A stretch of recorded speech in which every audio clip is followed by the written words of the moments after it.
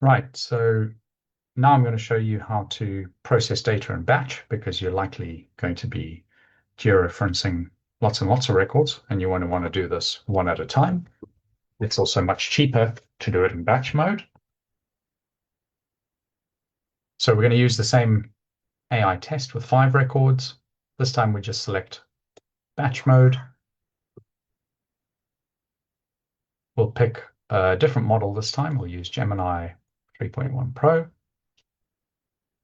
And as before, it'll show us the estimated cost and the output formats. Press Start Processing.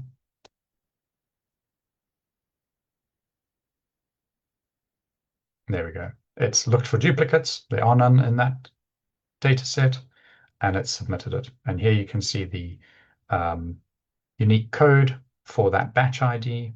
It says here that your results will be ready within 24 hours. It is usually much faster than that. In fact, with Google Gemini, it'll be a few minutes, if that. We have some of the other AI providers do take a bit more time. And the reason it's cheaper is that you're offloading those requests to when they have more compute capacity. And it's cheaper for the user as well because the prompt gets cached on their side. And so the locality strings are very short in comparison to quite a large prompt that's been developed for this.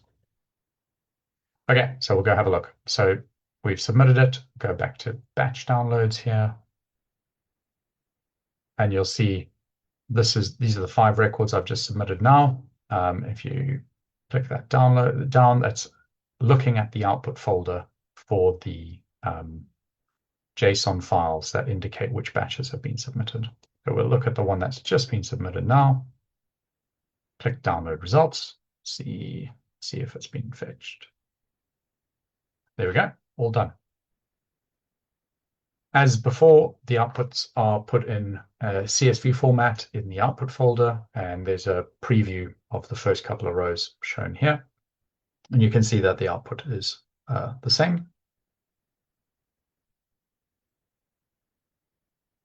Now, so that's batch analysis or batch AI estimation.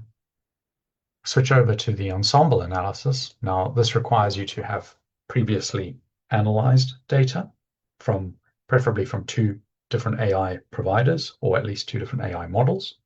You can upload your own using the upload button here. And as long as it's in CSV, TSV, or JSON format, it's comparable. So you select your primary values. So in this case, we'll have a look at what's in there. We'll pick a slightly different example this time. So this is a real example of GBIF occurrence data that's been run through Gemini 3.1 Pro. And then our secondary file is going to be the same data set, but run through OpenAI's GPT-5. And if you click Run Comparison, or what'll happen is it'll compare all of those records and it'll give you a summary of how close they are to each other. So in this example, 13 of those 30 records were within 2 kilometers of each other from the different AI providers. 6 were between 2 and 5 kilometers. 4 were between 5 and 10 kilometers. 2 of them were more than 10 kilometers from each other, which we consider as sort of no agreement. And then there was no comparison for 5 records. And this is because those records had likely no text that could be georeferenced. And so the models provided a null result for those. And so there's no way to compare them. And here you can see the format of the file. As before, it's saved into the output folder, TSV and CSV format here. It's a GBIF download, so you can see the GBIF ID, the occurrence IDs, all of the standard GBIF columns are in here. And if you used a file that had different column headings, it maintains the column headings of the input file. So that's all of those. Then you get to the process side of things. And so this is the first AI model from this going right. The structured data, the latitude and longitude that have been estimated, the coordinate radius in meters, whether it was estimated or extracted, and the confidence of that model in its prediction with the processing nodes. So those are all for the Gemini, and then the secondary model starts over here, and it's all prefixed by the word secondary. So country, state, region, sector. And it's useful to have all of this information when downstream you're comparing the results and you're trying to find results that you can trust, or trying to understand why the different models gave you different results. You can actually see what they were latching onto. And you can see at the very end of this long, wide table, the agreement category, which is what is summarized up here, whether or not it's close or moderate or low, and the actual distance in kilometers between the two models estimating for that record. As I said, those outputs are in the output folder, and this runs really quickly on many, many hundreds of records that have been compared together.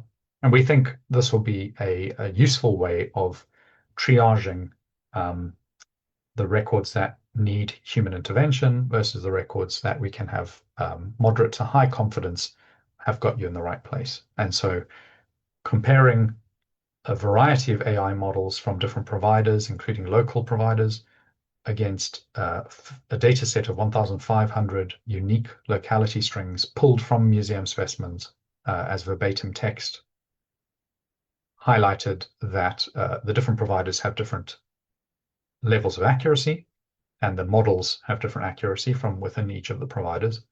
And that in this case, at the time of our testing, Gemini Pro was the most accurate, followed by OpenAI's GPT.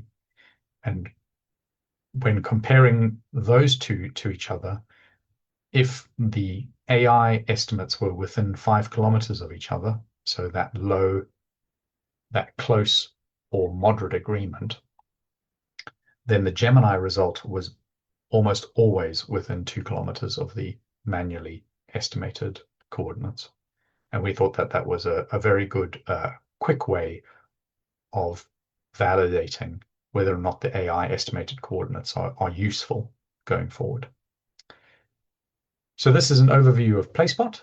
I hope you found it useful, and I hope it will get great use in taking unstructured verbatim locality information, whether it be from museum specimens, as billions of museum specimens as they're digitized, or the many, many, many millions of records in places like GBIF that don't have coordinate data, and very quickly and cheaply be able to give us structured data with good estimates of the coordinates.